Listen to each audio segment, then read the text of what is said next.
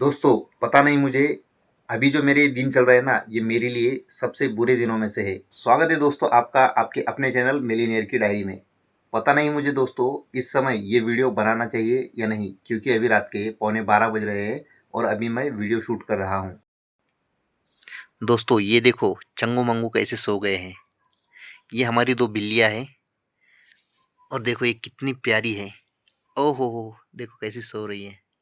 एक आम आदमी की जिंदगी में पैसों को लेकर क्या क्या दिक्कतें आती है और उससे मैं किस तरीके से निपट रहा हूँ, ये दिखाने की कोशिश मैं अपने इस ब्लॉगिंग चैनल पर करता हूँ। तो अगर देखा जाए ना, तो ये मेरे जीरो से हीरो बनने की कहानी है, मेरे संघर्ष की कहानी है। दोस्तों पता नहीं मुझे अभी जो मेरे दिन चल रहे हैं ना, ये मेरे लिए सबसे बुरे दिनों में से है। समझ नहीं आ रहा है मुझे कि मेरे साथ ही ऐसा क्यों हो रहा है। दोस्तों कल मैं गया था अहमदनगर या फिर अहिल्यानगर। दो मकसद थे मेरे वहां पर जाने के। सबसे पहले तो रूम शिफ्ट करना और दूसरा मकसद था, मुझे मेरे भाईजान ने बुलाया था।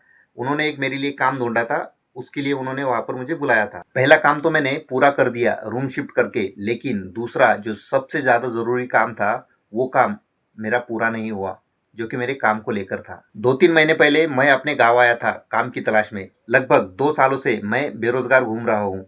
कोई ढंग का काम मेरे पास नहीं है, बस गुजारा हो जाए इतना ही काम मुझे इन 2 सालों में मिला है। मेरे किसी जानने वाले ने मुझसे कहा था गांव में आ जा, मैं आपको गांव की कंपनी में काम दिलाऊंगा, 15,000 पेमेंट भी देगी कंपनी। वैसे तो 2025 में 15,000 रुपयों में कुछ भी नहीं होता है, लेकिन मजबूरी थी तो इसीलिए मैंने सोचा 15,000 की क्यों ना हो, लेकिन काम तो मिलेगा। और वैसे भी मुझे यहाँ पर ज्यादा दिनों तक काम नहीं करना था, बस 7-8 महीनों के लिए ही काम करना था और उसके बाद हिना का और मेरा एक अलग प्लान था, तो वो मैं किसी और वीडियो में आपको बता दूंगा। तब मैंने और हिना ने दोनों ने मिलकर डिसाइड किया कि मैं गांव में 7-8 महीने तक रहूंगा और वो उनके अम्मी के यहाँ पर बच्चों को लेकर रहेगी।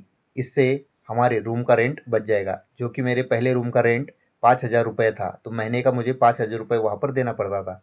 इसीलिए मैंने उनके अम्मी के यहाँ उन्हें छोड़ने का डिसीजन लिया ताकि कुछ पैसे बचे। अब हिना को उनके अम्मी के यहाँ छोड़कर मैं यहाँ पर तो आ गया, लेकिन लगभग 1 से 1.5 महीना उस कंपनी के चक्कर काटने के बाद भी कंपनी ने मुझे काम पर बुलाया नहीं। इसी बीच बिटिया की स्कूल ओपन हो गई, स्कूल से फीस भरने का दबाव बढ़ने लगा। मेरे पास तो कोई काम था नहीं, तो एक दिन ऐसे ही एक मेरे दोस्त ने मुझसे पूछा कि भाई ट्रक लोड करने का काम करेगा तू।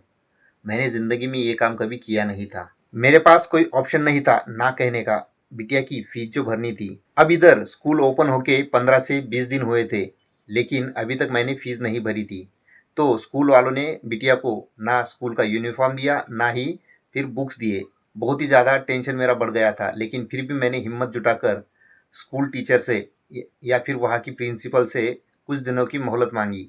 फिर भी उन्होंने ना यूनिफॉर्म दिया ना बुक्स दिए, और फिर मैं अपने दोस्त के साथ ट्रक लोडिंग के काम पर जाने लगा। काम हफ्ते में बस 1 या 2 दिन मिलता था। पहले 2 हफ्तों में मैंने काम करके 4,000 रुपये जमा किए, जिसमें से 3,000 रुपये मैंने बिटिया की यूनिफॉर्म और स्कूल के बुक के लिए दिए और 1,000 रुपये मैंने उनके खर्चे के लिए भेज दिए। लगभग 20 से 22 दिन हो गए थे, ना ही उसके पास यूनिफॉर्म था और ना ही उसके पास स्कूल की बुक थी। तो ऐसे ही वो स्कूल में जा रही थी।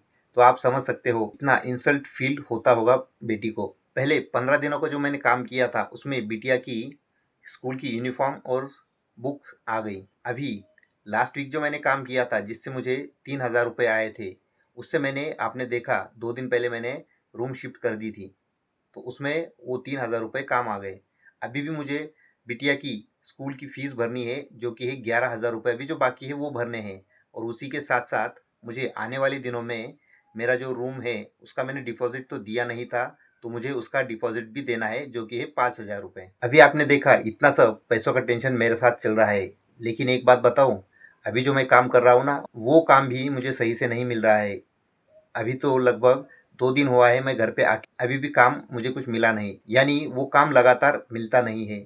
और ये पैसों की जो प्रॉब्लम है, परेशानी है, या फिर इसे जिम्मेदारी कहो, वो मेरी बढ़ती ही जा रही है। देखेंगे आगे आने वाले दिनों में इन सब पैसों का इंतजाम मैं कैसे करता हूँ। बाकी आप अगर मेरे चैनल पर नए हो तो चैनल को सब्सक्राइब करके रख और बेल आइकन का जो बटन है वो भी प्रेस करके रखना, क्योंकि जब भी मैं वीडियो अपलोड करूँ तो आपको तुरंत नोटिफिकेशन आ जाए। अहिल्यानगर जाने के मेरे 2 रीजन थे। एक जो रीजन था, जो मेरी रूम शिफ्ट करनी थी, वो मैंने कर ली, लेकिन दूसरा रीजन जो था, ये सभी मेरी काम की परेशानी प्रॉब्लम मेरे भाईजान भी देख रहे थे। उन्होंने मेरे लिए एक काम देखा था, जो कि था पोल्ट्री वैन पर मुर्गियां भरना।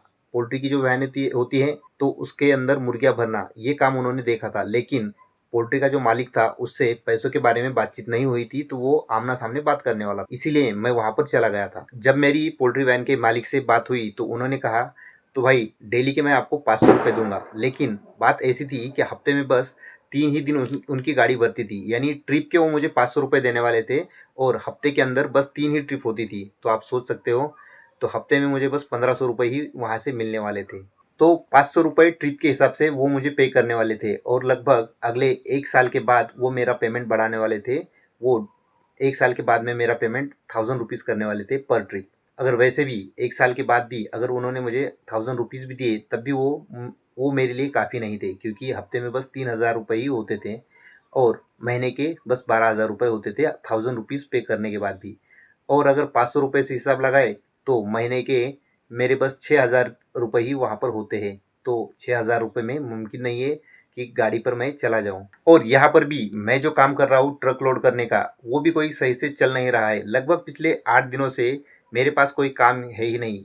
2 दिन हुआ हूँ मैं यहाँ पर आकर, लेकिन अभी तक भी कुछ काम मुझे मिला नहीं। पता नहीं आगे मेरे लाइफ में क्या होगा। फिलहाल तो बस इसी उम्मीद पर बैठा हूँ कि दोस्त का कॉल आएगा और फिर मैं ट्रक लोड करने चला जाऊँगा। तो बस आज की वीडियो में इतना ही यार, बहुत ज़्यादा हो गया।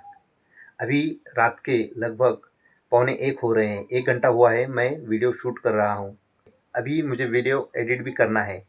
तो कल की वीडियो में देखेंगे, पूरा डिटेल में देखेंगे कि मैंने हिना को उनके अम्मी के यहाँ पर क्यों छोड़ा था, और दूसरी बात हमारा प्लान क्या था। तो चलो मिलते हैं नेक्स्ट वीडियो में। मैं हूँ आपका दोस्त सैम और आप देख रहे थे मिलियनेयर की डायरी।